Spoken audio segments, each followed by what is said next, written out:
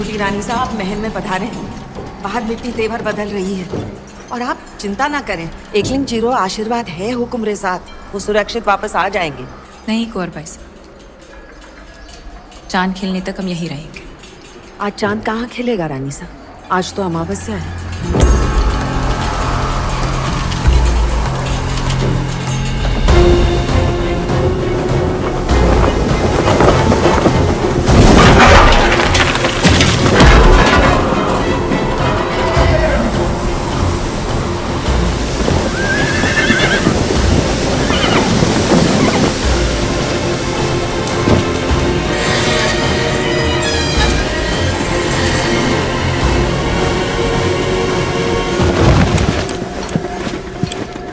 हुकुम! गोरा सिंह, हुकुम को ढूंढ रहे हो? आंधी उड़ा के ले गई दिल्ली, देश निकाला हो गया उनका। तो तू है जिसने अलाउद्दीन को चित्तौड़ का रास्ता दिखाया। गद्दार! एक खरोंच भी आई तो जान जाएगी तुम्हारे हुक्म की। एक संदेशा है रानी पद्मावती के लिए। अपने हुक्म की सलामती चाहती हैं तो वहां आ जाएं।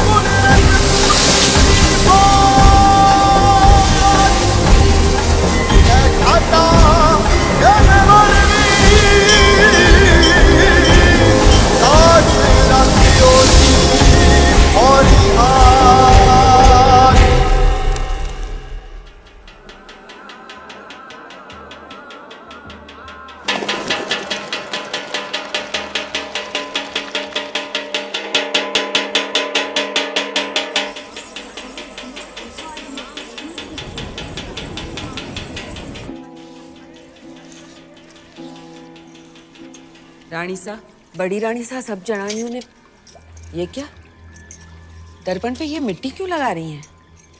जब तक रावल साहब वापस नहीं आ जाते हम अपना चेहरा दर्पण में नहीं देखेंगे। पर रानी साहब, आप कुछ कहने आए थे? बड़ी रानी साहब, सब जनानियों ने बुलाया है, आपने भी।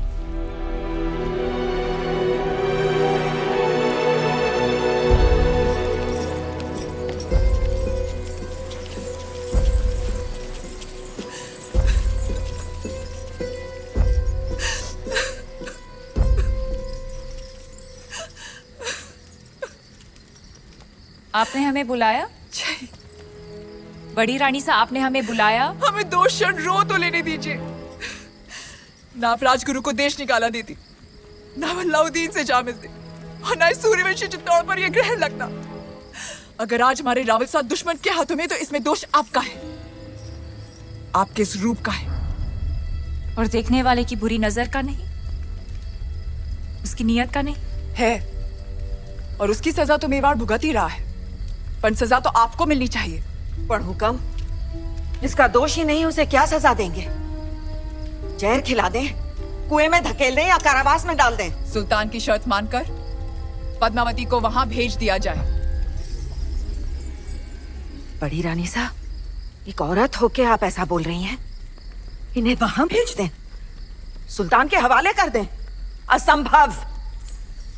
अगर ऐसा ना हुआ तो ना रावल सा रहेंगे, ना मेवाड़। बड़ी रानी साहब, जो ऐसो बुरो बखत आ भी गयो तो चित्तौड़ की एक एक औरत अपने आत्मसम्मान के लिए कूद जावेगी आग में, जौहर करेगी। पर अपनी छोटी रानी ने गढ़ के बाहर पग भी न धर देती थी। हम आप लोगों को अपना दुख कैसे समझाएं?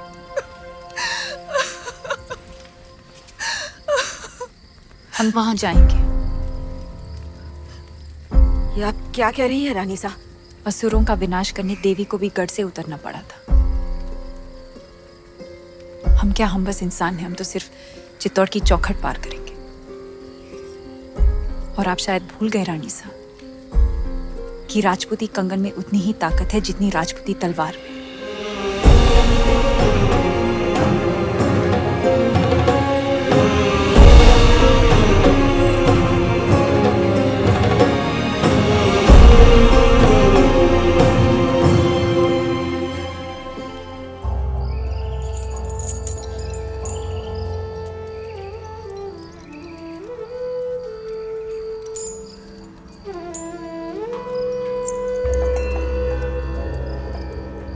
हुकुम, कहा था हमने मेवाड़ को घुटने टेकने पर विवश कर देंगे। आपका दुख समझते हैं हम, इसीलिए तो बांसुरी बजा रहे थे।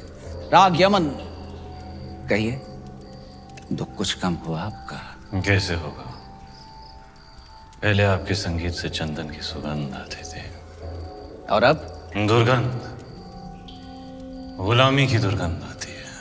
सर से पगड़ी उतर गई पर अहंकार नहीं उतरा अभी तक। वो तो शत्रु के सर के साथ ही उतरेगा। असंभव है। इस समय तो आपकी कुंडली में शनि मंगल दोनों वक्र हैं और उस पर राघव चेतन का चक्र है। सुल्तान के सामने सर तो झुकाना ही पड़ेगा आपको। बजाइए यमन।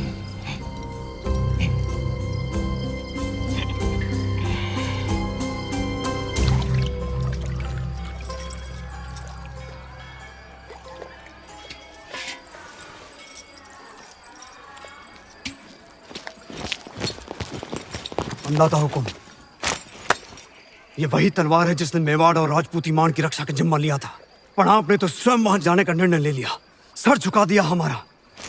लीजिए ये तलवार और काट दीजिए सर। रावल साहब को वापस लाने का यही एक रास्ता है। क्या हम सब में इतनी ताकत नहीं कि अपने हुक्म को वापस ला सके, या फिर आपको हमारी तलवार पे भरोसा नहीं रहा? भरोसा है, पर हर युद्ध केवल तलवार से नहीं जीतना जाता। इस बार युद्ध नीति से जीतना होगा। हमारी तलवार। भेज दीजिए संदेशा सुल्तान को। हम आपकी बात से सहमत नहीं। एक भाई होने के नाते। ये बिनती एक बहन की नहीं, आदेश है मेवाड़ की रानी का।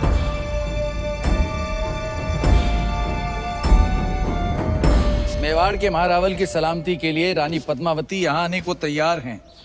बधाई हो सुल्तान, आपकी इच्छा पूरी हुई। आगे बढ़ो ब्रह्मचारी। जी, पर उनकी कुछ शर्तें हैं। रानी साहिबा अपनी 800 दासियों के साथ आएंगी। मंजूर है।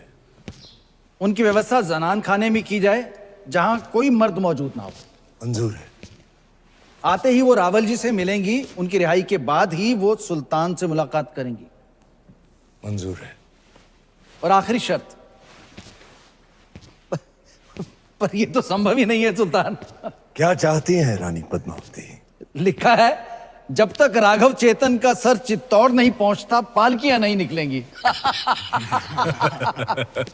मंजूर है। ये तो अन्याय है सुल्तान। मत भूलिए मेरी वजह से आप रानी पद्मावती को हासिल करने जा रहे हैं।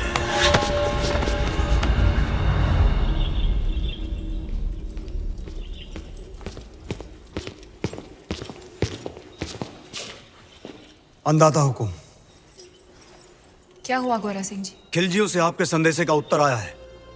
अलाउद्दीन ने आपकी सभी शर्तों को स्वीकार कर लिया है और साथ ही ये भेंट भेजी है।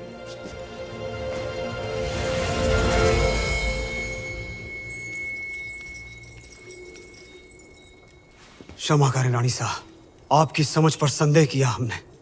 आपने तो चित्तौड़ में बैठे बैठे वहां पर हमारे शत्रु को मार गिराया। और अब सुल्तान की बारी, पर आपके साथ के बिना ये संभव नहीं। सौगंध है एकलिंग जी की, अब से गोरा, बादल और मेवाड़ के हर राजपूत की तलवार आपरे आदेश पर चलेगी। तो पालकियां तैयार कीजिए, हम कल ही जाएंगे। हुकुम। बहुत दिनों से रावल साहब का चेहरा नहीं देखा।